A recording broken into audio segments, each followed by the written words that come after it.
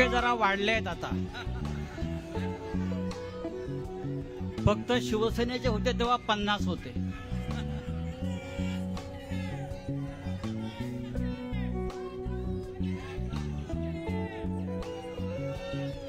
व्यासपीठावरील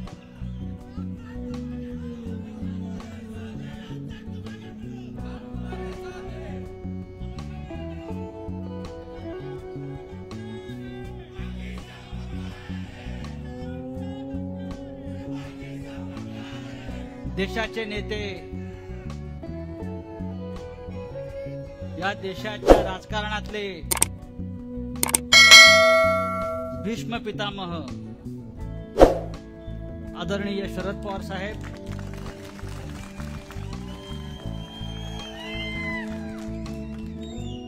काँग्रेसचे ज्येष्ठ नेते बाळासाहेबजी थोरात, आमच्या ताई माननीय खासदार निलंबित कंसात निलंबित शेतकऱ्यांच्या प्रश्नासाठी अशा आमच्या सुप्रियाताई सुळे, दुसरे आमचे खासदार निलंबित अमोलजी कोल्हे,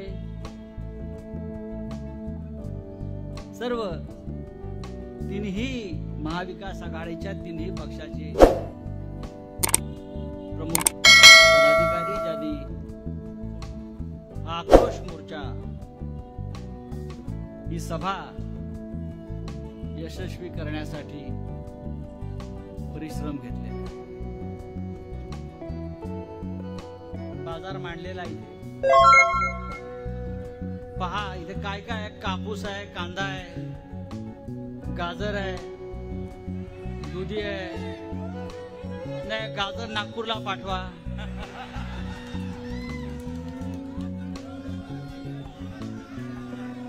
हरभरा आहे, टरबूज आहे, बटाटा आहे, सगळं आहे, भाजी आहे. आज संकष्टी चतुर्थी आहे, त्याच्यामुळे बहुतेक भाज्या लावलेल्या आहेत. समोरचं जे चित्र मी पाहतोय सुप्रियाजी, मोदीच्या सगळ्या गॅरंट्यांवरची एकच गॅरंटी आहे, मोदी वापस नाही आएगा.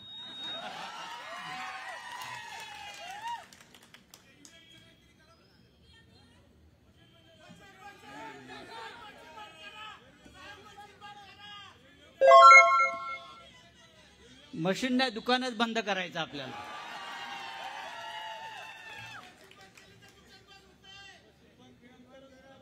अमोल कोल्हे यांनी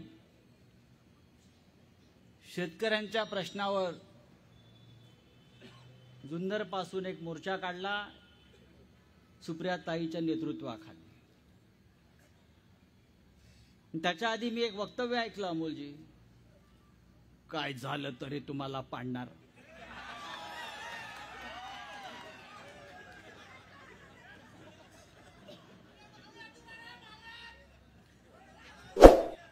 आमच्या पाडापाडीत पडा तर तुम्ही पडाल का? मग आमच्या पाडापाडीच्या खेळात पडाल तर पहिले तुम्ही पडाल.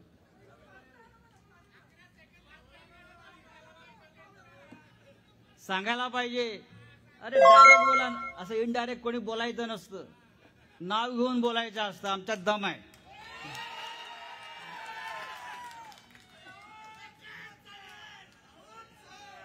इकडे येऊन पहा, हवा बहुत तेज चल रही है. हवा बहुत तेज चल रहा है अजितराव. टोपी उड़ जाएगी, टोपी उड़ जाएगी.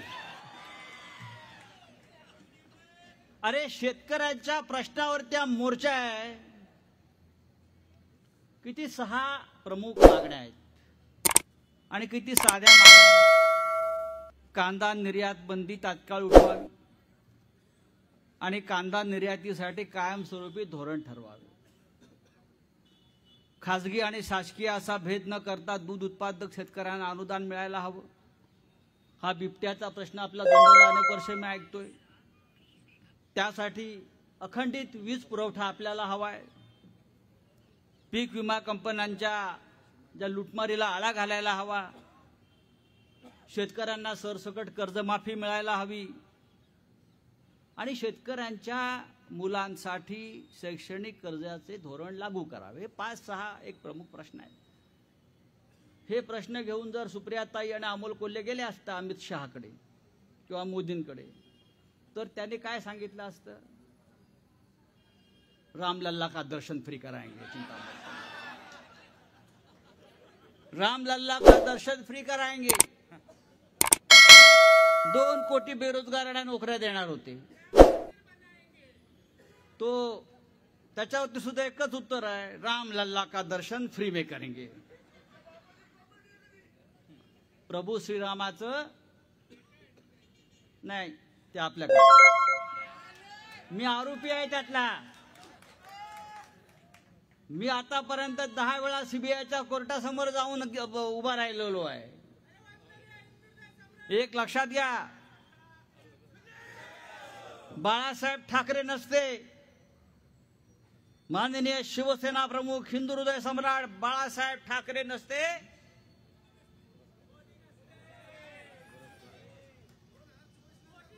बाळासाहेब ठाकरे तेव्हा त्यावेळेला वाजपेयींना म्हणाले होते, लेकिन अभी मोदी आया तो देश गया. लक्षात घ्या, अत्यंत शहाणपणाने आपल्याला विचार करायचा आहे. आपण मगाशी काय म्हणालात? मशीन.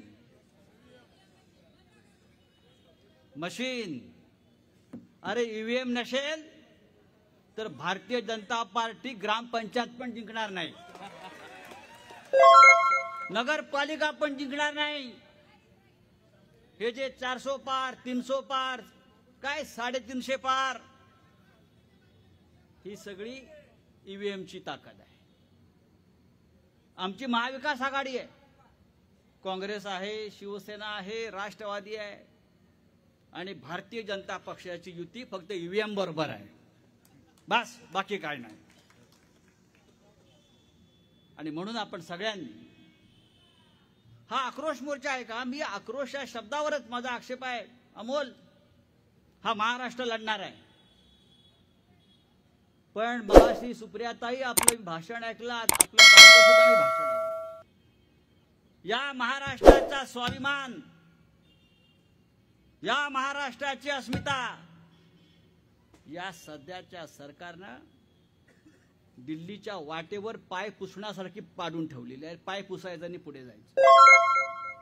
एक काळ होता, आम्ही अभिमानाने सांगत होतो, महाराष्ट्र मेला तर राष्ट्र मेले, मराठा विना राष्ट्र गाडा न चाले, खरा वीर वैरी पराधीनतेचा, महाराष्ट्र आधार या भारताचा. आज काय परिस्थिती आहे? आज हा महाराष्ट्र लुटला जातोय, शेतकरी लुटला जातोय.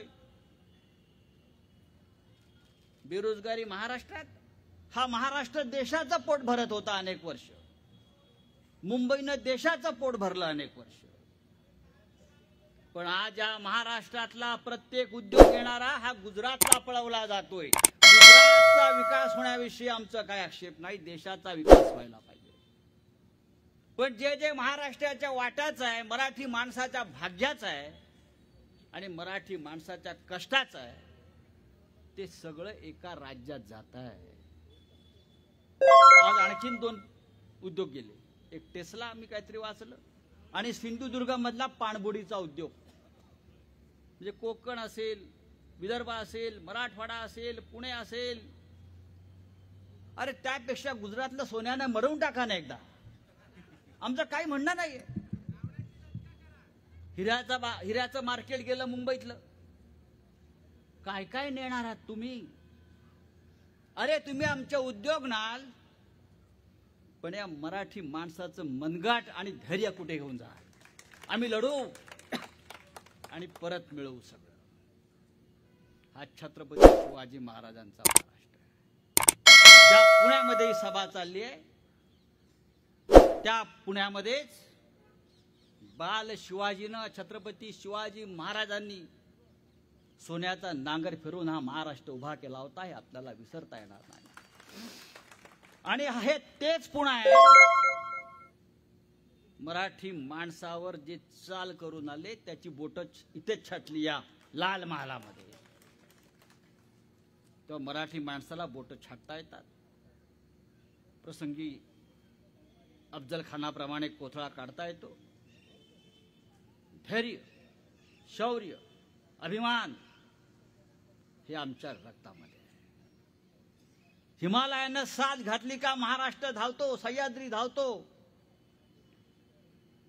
त्या सह्याद्रीशी अशा प्रकारे खेळण्याचा प्रयत्न करू नका, तुम्हाला गरम पडल्याचं राहणार नाही. आम्ही खात्रीने सांगतो, हे सर्वे बिर्वे बाळासाहेब हे झूट आहे सगळा. 2024ला नरेंद्र मोदी प्रधानमंत्री होत नाही, लिहून घ्या. नाही होणार. या महाराष्ट्रामध्ये महाविकास आघाडीचं सरकार येईल आणि केंद्रामध्ये सुद्धा इंडियाचं सरकार येत आहे. ज्या प्रकारचं वातावरण या देशामध्ये आम्ही पाहतो आहे ते वातावरण अत्यंत आशादायी आहे.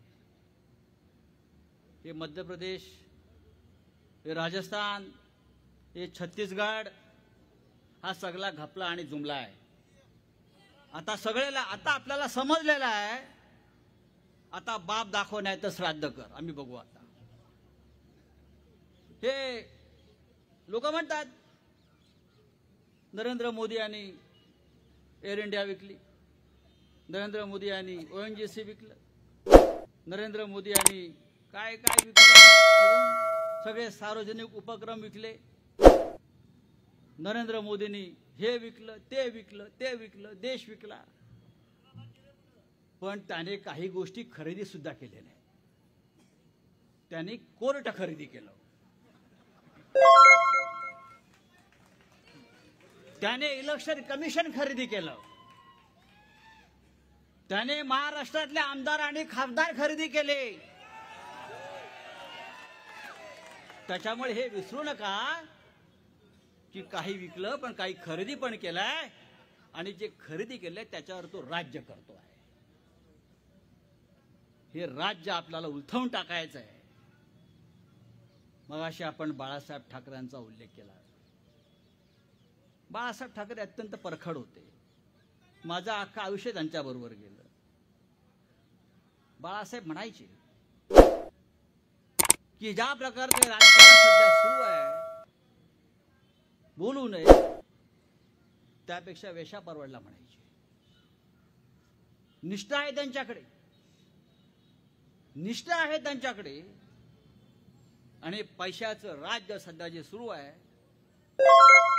हे राज्य या महाराष्ट्राला शोभणारं नाही आहे. अमोल कोल्हे यांनी इमान राखलं आपल्या नेत्यांबरोबर, आपल्या पक्षाबरोबर. ते बेईमान झाले नाही म्हणून त्यांना पाडणार. ही महाराष्ट्राची संस्कृती नाही. महाराष्ट्रानं कायम इमानाला साथ दिली आणि जो बेईमान आमच्यावर चाल करून आला त्याला पायाखाली तोडवलेला आहे. आणि आजची सभा, हा आक्रोश, हा संघर्ष त्यासाठी आहे. आणि हा संघर्ष आपण चालू ठेवला पाहिजे. अंतिम विजय आपला आहे. लढणारा जो असतो त्याचं एक महत्वाचं गुण लक्षात घेतला पाहिजे. हरतो कधी माणूस? जो कधी लढलाच नाही तो हरतो. आम्ही लढायला उतरलेलो आहोत. सुप्रियाताई लढते आहे, उद्धव ठाकरे लढतायत, राहुल गांधी लढतोय, प्रियांका गांधी लढते आहे.